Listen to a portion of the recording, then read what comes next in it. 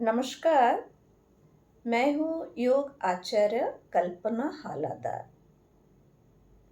आज हम जानेंगे प्रत्यक्ष प्रमाण वृत्ति के बारे में।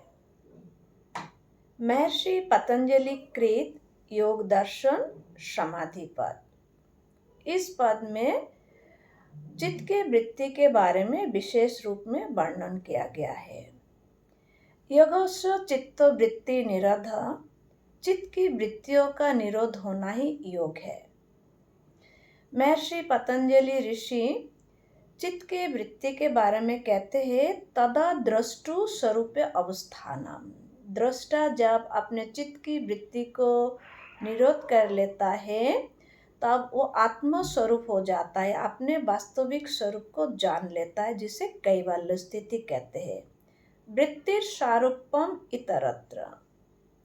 कहते हैं जब दृष्टा अपने चित्त की वृत्ति को निरोध नहीं किया हो और ऐसा स्थिति में दृष्टा अपने स्वरूप को चित्त की वृत्ति के अनुरूप समझता है, वह अपने वास्तविक स्वरूप को जान नहीं पाता।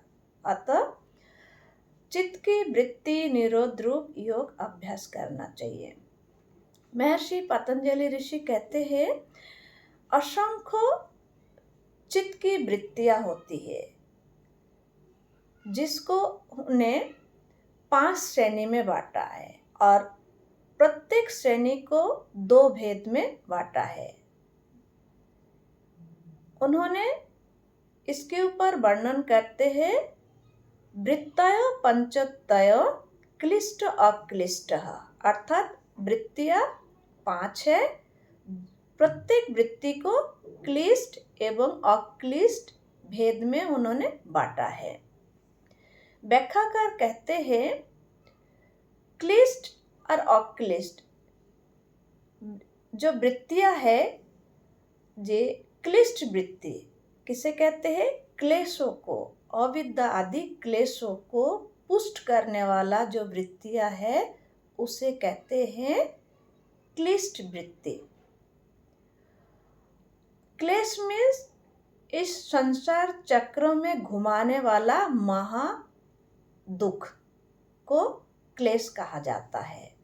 तो क्लिष्ट वृत्ति क्या करते हैं? इस क्लेश को पुष्ट करने वाला है।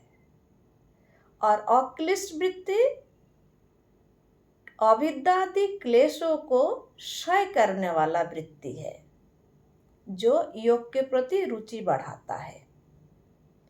इसलिए व्याख्याकार कहते हैं, साधक को क्लिष्ट और अक्लिष्ट के जो रहस्य है इसको समझकर अक्लिष्ट वृत्तियों के द्वारा क्लिष्ट वृत्तियों को पहले निरोध करे, उसके बाद अक्लिष्ट वृत्तियों को निरोध करके योग सिद्ध करे। अब हम आगे जानेंगे, महर्षि पतंजलि ऋषि लक्षणों के अनुसार चित्त के जो वृत्ति है उसका क्या नाम रखा है। महर्षि पतंजलि ऋषि वर्णन करते हैं, प्रमाण विपर्जय विकल्प निद्रा स्मृतः। महर्षि पतंजलि ऋषि लक्षण के अनुसार जो असंख्य चित्त की वृत्तियों को 5 श्रेणी में बांटा है, वो 5 श्रेणी का नाम इस प्रकार है। प्रमाण चित्त की वृत्ति, विपर्जय चित्त की वृत्ति, विकल्प चित्त की वृत्ति, निद्रा चित्त की वृत्ति एवं स्मृति चित्त की वृत्ति। आगे जाके महर्षि पतंजलि ऋषि वर्णन करते हैं, प्रमाण वृत्ति जो 5 वृत्तियों में से जो पहला वृत्ति है उसका भी 3 भेद है। कहते हैं, वर्णन करते हैं सूत्र के माध्यम से, प्रत्यक्ष अनुमान आगम प्रमाणानि, अर्थात प्रमाण चित्त के वृत्ति के 3 भेद है। पहला भेद है प्रत्यक्ष प्रमाण चित्त की वृत्ति, दूसरा भेद है अनुमान प्रमाण चित्त की वृत्ति, तीसरा भेद है आगम प्रमाण चित्त की वृत्ति। आज हम जानेंगे प्रत्यक्ष प्रमाण अनुमान वृत्ति के बारे में क्लिष्ट और अक्लिष्ट भेद के अनुसार। तो प्रत्यक्ष प्रमाणचित्त की वृत्ति किसे कहते हैं? व्याख्याकार कहते हैं जे बुद्धि, मन, इंद्रिया के जानने में जितने सारे सांसारिक पदार्थ आते हैं, वह पदार्थ बिना व्यवधान के हमारे अंतःकरण एवं इंद्रिया के साथ संबंध जोड़ता है। ऐसा संबंध होने से संशय रहित उस पदार्थ की वास्तविक ज्ञान होता है।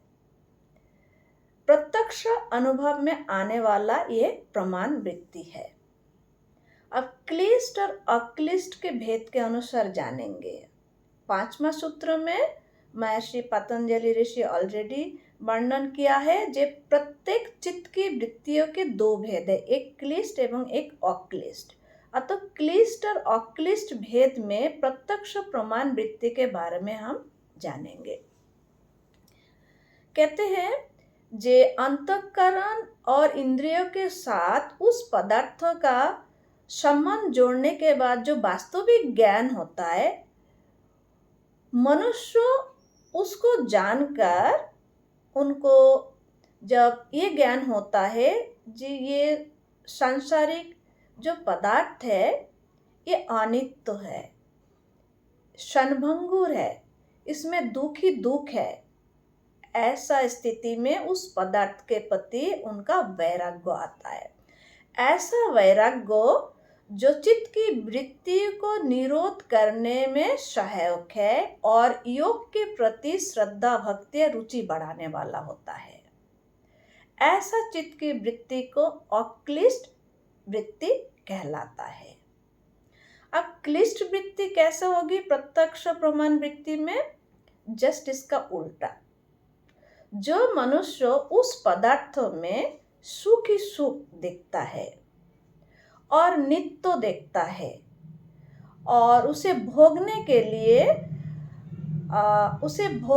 लिए आसक्ति उनका हो जाता है ज़्यादा से ज़्यादा, एवं उस आसक्ति के कारण वैराग्य विरोधी भाव बढ़ जाता है और योग के प्रति अरुचि होता है। ऐसा चित्त की वृत्तियों को क्लिष्ट वृत्ति कहलाता है। व्याख्याकार का कहना है जे पहले इस रहस्य को जाने, अर्थात प्रत्येक वृत्तियों को क्लिष्ट एवं अक्लिष्ट भेद के अनुसार इस रहस्य को भलीभांति जाने। जानने के बाद अक्लिष्ट वृत्तियों के माध्यम से क्लिष्ट वृत्ति को पहले निरोध करे, अर्थात हटाए। उसके बाद अक्लिष्ट वृत्तियों को निरोध करके योग सिद्ध करे। इस प्रकार महर्षि पतंजलि कृत योग दर्शन के माध्यम से प्रत्यक्ष चित्त की वृत्ति बारे में हमें जानकारी प्राप्त होती है, जिसके माध्यम से हम अपना चित्त की वृत्ति को जानकर उसे क्लिष्ट और अक्लिष्ट भेद में पहले अक्लिष्ट से क्लिष्ट को दमन करना है, फिर बाद में अक्लिष्ट वृत्ति को भी निरोध करके हम योग सिद्ध कर सकते हैं। आज के लिए इतना ही। अगले वीडियो में मिलेंगे। अनुमान प्रमाण चित्त की वृत्ति क्या होती है और क्लिष्ट एवं अक्लिष्ट भेद में उसको समझेंगे। आज के लिए इतना ही। महर्षि पतंजलि कृत समाधि पद में पहला सूत्र अथ योग अनुशासनम, अर्थात ये जो योग शिक्षा है अनादि है। इस शिक्षा को हमें सीखना चाहिए। सीखने के पहले हमें प्रतिज्ञा करना चाहिए और अपने वास्तविक स्वरूप जानने के लिए इस शिक्षा को अभ्यास करना हमारा कर्तव्य होता है। महर्षि पतंजलि ऋषि को मेरा नमन है। योगेन चित्तस्य पदेन वाचा मलं शरीरस्य च वैतकेन योपाकरोत्तम प्रवरम मुनिनां पातंजलिं प्रांजलिरानो तस्मै। महर्षि पतंजलि केवल एक विषय के विद्वान नहीं थे, योग के विद्वान थे, आयुर्वेद के ज्ञाता थे, व्याकरण विद्या के ज्ञाता थे। मुनि ऋषियों में सर्वश्रेष्ठ ऋषि महर्षि पतंजलि को मेरा नमन है। और मैं योग दर्शन पर जो भी वीडियो प्रस्तुत करती हूँ उनको समर्पित है। हरे कृष्ण। आप अपना ख्याल रखें, स्वस्थ रखें, अपने आप को स्वस्थ रखें और योग सीखें, जीवन जीने की कला आप सीख सकेंगे। पुनः एक बार नमस्कार।